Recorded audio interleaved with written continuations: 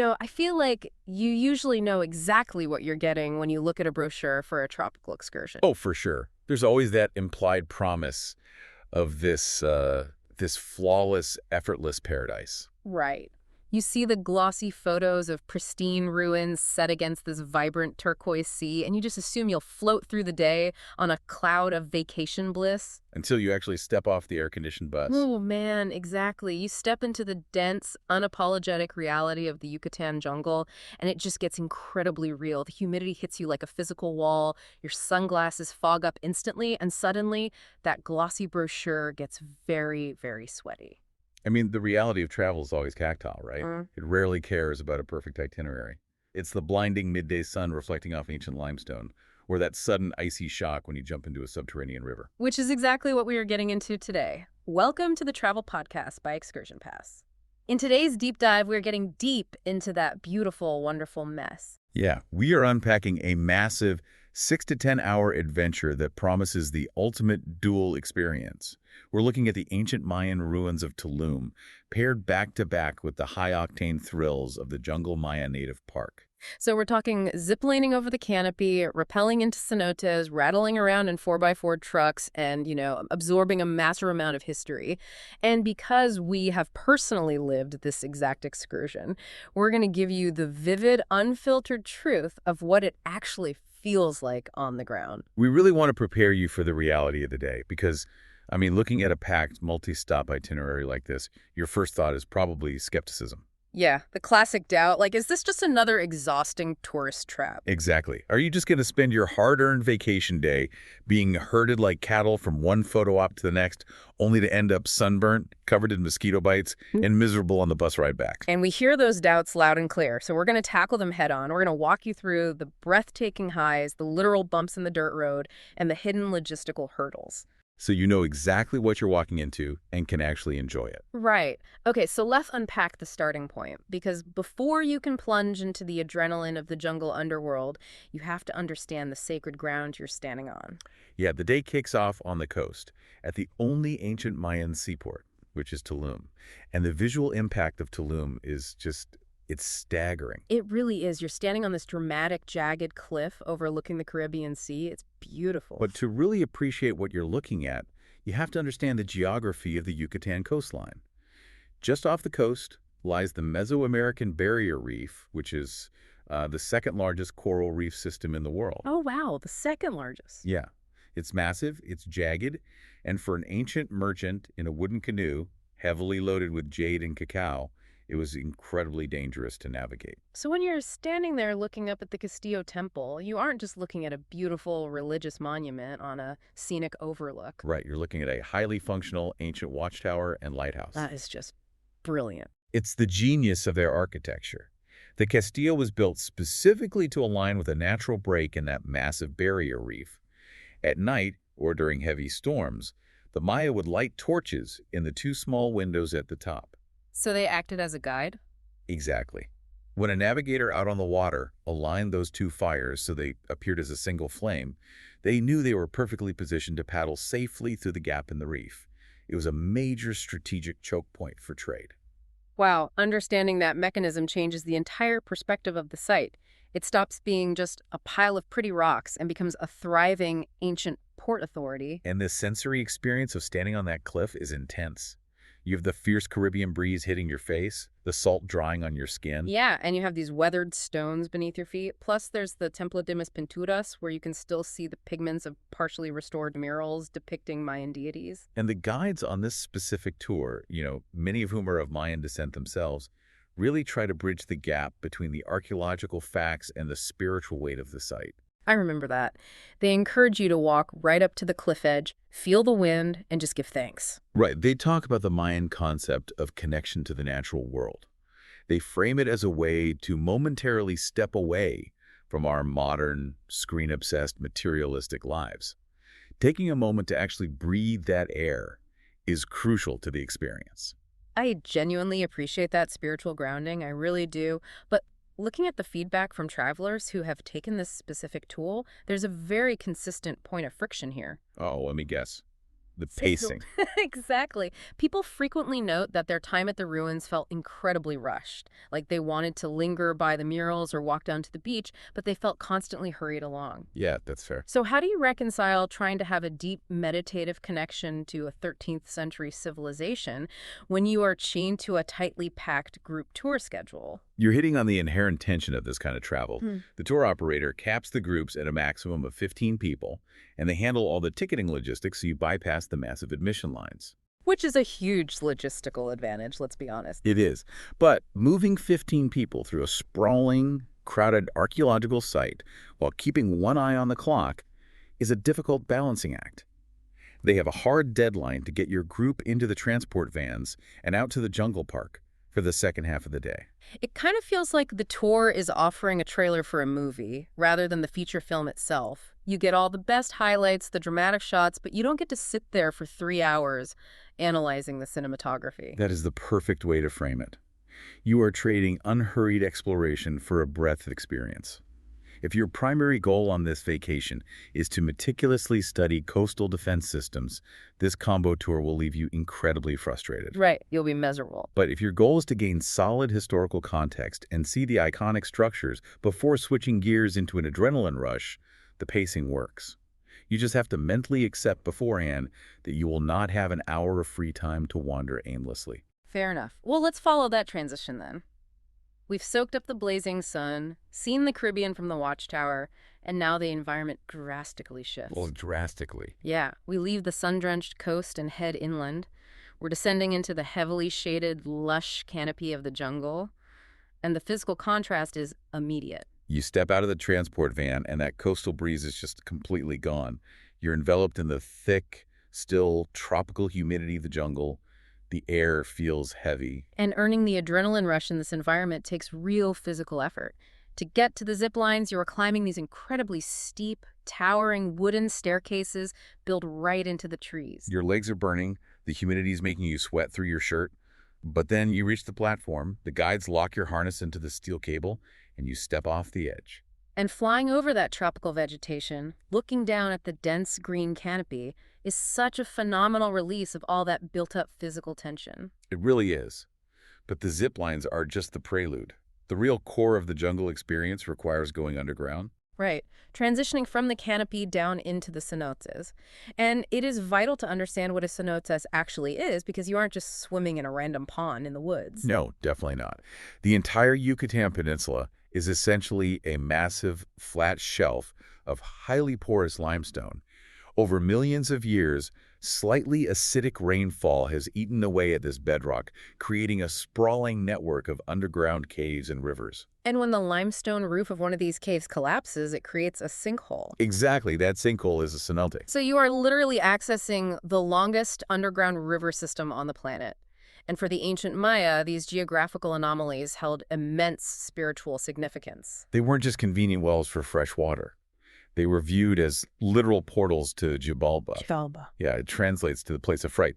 In Mayan cosmology, the universe was divided into layers. The heavens above, the earth where we live, and the 9 levels of the underworld below. So the cenotes, with their dark, deep waters plunging into the earth, were the physical thresholds to that underworld.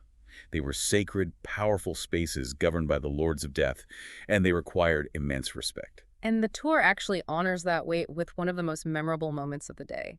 Before you are allowed to rappel down into the cave system, you participate in a Mayan purification ritual. Yeah, a shaman or priest performs a blessing, and the air fills with the scent of copal incense. Copal is a natural tree resin, and when it burns, it produces this incredibly pungent, earthy, pine-like smoke. The Maya believed this smoke acted as a direct line of communication to the gods, right? Exactly, carrying their prayers upward while purifying the physical space. Mm. And the contrast of standing there in your modern nylon climbing harness while breathing in this ancient sacred smoke is just profound. It really grounds the adrenaline rush in cultural history, but once the blessing is complete, the physical reality of the environment takes over again. You step to the edge of the limestone opening, lean back into your harness, and rappel down through the rocky ceiling into the cavern below. And let me tell you, when you finally detach from the rope and slip into that water, the temperature drop is a massive shock to the system. I cannot emphasize this enough that water is gasp-inducing. It's freezing. It really is. I mean, it is crystal clear, shimmering, and the beams of light filtering down from the ceiling, but it is icy. Well, the water is entirely subterranean. It's been filtering slowly through miles of underground limestone, completely shielded from the blazing Mexican sun. It is incredibly refreshing after the sweaty climb up to the zip lines, but it absolutely takes your breath away for the first few seconds. But floating in that dark, echoing cavern, surrounded by stalactites that took thousands of years to form, is surreal. Now, I saw the rules beforehand, and my initial reaction was pure annoyance. There is a strict, absolute ban on all loose cameras, cell phones, and tablets. No exceptions. Let me guess, you thought it was a cash grab. My first cynical thought was exactly that. They just want to force you to buy their photos. But when you are actually dangling from a rope 50 feet above a bottomless underground river, the liability issue becomes painfully obvious. Oh, the safety protocol has to be rigid. You are navigating wet, slippery limestone, operating climbing harnesses, and swimming in deep water. You cannot afford the distraction of trying to frame a selfie. No, definitely not. And the operators certainly cannot afford the environmental damage or safety hazard of thousands of tourists dropping lithium-ion batteries into a pristine aquifer. You need both hands free at all times. However, there is a loophole for capturing the memory, and it revolves around action cameras like GoPros. But you can only bring one if it's securely mounted to your chest or your helmet before you start. And here's where we need to warn you about the hidden logistical costs of the day. Yes, listen up. If you arrive at the park with your GoPro in your hand, expecting to just hold it, you will be denied. If you don't have your own chest or head strap, the park operators will gladly rent you one. But that rental will cost you an unexpected $25. And frankly, the quality of the rental straps is often cited by travelers as being quite worn and flimsy anyway. Yeah. And if you don't own a GoPro at all, you are entirely at the mercy of the park's professional photo packages. They have photographers strategically stationed throughout the jungle, capturing you midair on the zip line and mid-rappel down into the cenote. Which, to be fair, are great shots. But looking at the breakdown, they are priced at a premium. A photo package for a couple runs around $80. And if you're traveling with a larger group, say a family of 7, you are looking at a jaw-dropping $250 just for the digital downloads. That is a significant, unexpected expense that is not included in your baseline $139 admission ticket. So the preparation strategy here is simple. If capturing these moments is a priority for you, invest in a high-quality, secure chest mount before you leave home and bring your own action camera. You preserve the memories, keep your hands free, and bypass feeling financially pressured at the end of the day. Absolutely. Okay, so we've survived the descent into Xibalba, we braved the freezing water, and navigated the photo traps. By this point in the itinerary, your adrenaline is crashing hard. You've been burning calories all morning, and you are going to be absolutely starving. Oh yeah, and this is where the cultural immersion continues, because the lunch provided is consistently highlighted as a major peak of the entire excursion. On large group tours, the included lunch is usually a sad afterthought. You expect a soggy sandwich or a lukewarm buffet of generic pasta. But the meal here is deeply authentic. We are talking about traditional Mayan cuisine. Yeah, you're served fresh flavored waters, handmade tamales, and a regional specialty called pib. Now, pib is fascinating from a culinary and historical perspective. It really is. It refers to a traditional Mayan earth oven. To cook the meat, which is usually pork or chicken, they dig a deep pit in the earth and line the bottom with intensely heated river stones. And the meat is marinated in heavily spiced okiut paste, right? Yes. Then it's wrapped tightly in banana leaves to hold in the moisture and placed on the hot stones. Then the whole pit is covered back up with earth. So the banana leaves trap the steam from the meat and the smoke from the stones, slow roasting the pork underground for hours. Until it is incredibly tender and deeply flavorful. It is brilliant, ancient engineering applied to food. Sitting in the jungle canopy eating slow-roasted pib after swimming in a cenote just feels like a genuine reward. And you need every single one of those calories. Because once lunch is over, the adventure is not winding down. The simple act of exiting the jungle back to the main highway is an extreme, physically demanding sport all its own. Oh man, the ride back. So you finish this peaceful, incredibly grounded meal, you're feeling centered, and then the guides direct you to an open-air 4x4 Mercedes-Benz truck. You climb into the back, sit on these hard plastic benches, and the driver hits the gas. Travelers frequently describe this ride back to civilization as brutal. Brutal is the right word. People report getting thrown around, slamming into the plastic seats, and if you are sitting on the outside edge of the truck bed, you are getting repeatedly whipped by low-hanging jungle branches. It sounds like a severe failure of infrastructure, I know, but there is a crucial mechanism at play here. When you're bouncing violently over these heavily rutted, pothole-filled dirt tracks, you have to remember the geology we discussed earlier. Right, the limestone crust. Exactly. The entire jungle floor is a fragile limestone crust sitting directly on top of the sprawling Cenote river systems you just swam in.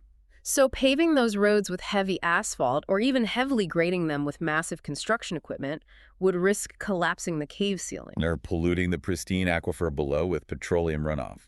Precisely. The roads are left unapologetically rough as an act of necessary ecological conservation. The tour operators literally cannot build a smooth highway through the jungle without destroying the very ecosystem they're showcasing. So you're essentially navigating a lunar rover over a delicate tectonic fault line. The bumpy ride is just the price of admission for accessing untouched nature. Which makes complete sense when you understand the environmental stakes, but it doesn't make the ride any softer on your spine. No, it does not. And this rugged infrastructure is exactly why the tour operator enforces strict physical limitations. They have a maximum weight limit of 264 pounds per person and a minimum height requirement of 3.6 feet. They also explicitly prohibit children under 6, anyone who is pregnant, and anyone with pre-existing back or neck problems. Those restrictions are not arbitrary at all. No, they are entirely based on the physical toll of that 4x4 ride and the steep climbs. If you are cleared to ride, your strategy in the truck is vital. Do not sit on the outside edge of the bench unless you want your arms exfoliated by passing tropical flora. Good tip. Move to the middle seats, plant your feet firmly, hold on to the safety rails, and actively brace your core. And as you're bracing yourself, you will likely encounter the final boss of the Yucatan jungle, the mosquitoes. Ugh, the bugs. The vegetation is incredibly dense, the air is damp, and the bugs are just relentless. Multiple travelers have warned that if you show up unprotected, you will be eaten alive within minutes. You need heavy-duty, environmentally safe bug repellent, and you need to reapply it immediately after you get out of the cenote water. Preparation really dictates the entire tone of the day. The environment is awe-inspiring, but it is not passive. If you respect the elements and prepare for them, the discomfort fades into the background of a great adventure. That brings us to the ultimate synthesis for you, the traveler. Taking all of these intense sensory experiences, the historical deep dives, and the logistical warnings together, what is the final verdict on the value? Is this deep dive worth your time and your money? Well, when you look at the baseline ticket price starting around $139, the value proposition is undeniably strong. Oh, absolutely. You're securing expertly guided access to the historical and spiritual weight of Tulum. You get the high-end adventure park infrastructure of the zip lines and the rappelling gear. Plus, you are gaining access to private, highly protected cenotes, and you're being fed exceptional, culturally authentic cuisine. Replicating that itinerary on your own, coordinating the transport, the entrance fees, the gear rentals across different locations in a single day, it would be an expensive logistical nightmare. The value is actually there provided you meet the experience halfway. The unfiltered truth is that you guarantee an incredible day by taking control of your own preparation. Yes. Pack the heavy-duty bug spray. Invest in the GoPro chest mount before you fly to Mexico to avoid the photo upcharges. Wear sturdy water shoes with good grip so you don't slip on the massive wooden staircases. Yeah. And mentally and physically brace yourself for the reality of navigating unpaved jungle roads. If you manage those details, you stop worrying about the friction and start actually experiencing the environment. Becoming an active, prepared participant rather than a passive consumer changes how you view the entire excursion. And, analyzing the mechanics of this trip actually leaves me with a broader, lingering question about how we interact with these environments. Lay it on us. Think about the massive juxtaposition of the day. We begin by standing quietly on the cliffs of a 13th century sacred city, trying to strip away modern materialism and contemplate the spiritual connection of the ancient Maya to the natural world. Right. But then, a few hours later, we're strapping ourselves into modern climbing harnesses, flying over those same sacred canopies on high-tension steel cables, and rumbling through a delicate ancient ecosystem in heavy, exhaust-spewing 4x4 trucks. Wow, the contrast is staggering when you put it like that. It is, and it raises a difficult question for all of us as modern travelers to mull over long after the trip ends. But demanding to experience these ancient, delicate places through the lens of a highly commercialized, adrenaline-fueled adventure. Are we truly honoring and preserving the history of the Mayan world? Or are we simply turning their sacred cosmology into our own personal amusement park? That is exactly the kind of complex diagnostic territory we love to explore. It isn't a clean binary answer, but wrestling with those questions is what separates a tourist from a traveler.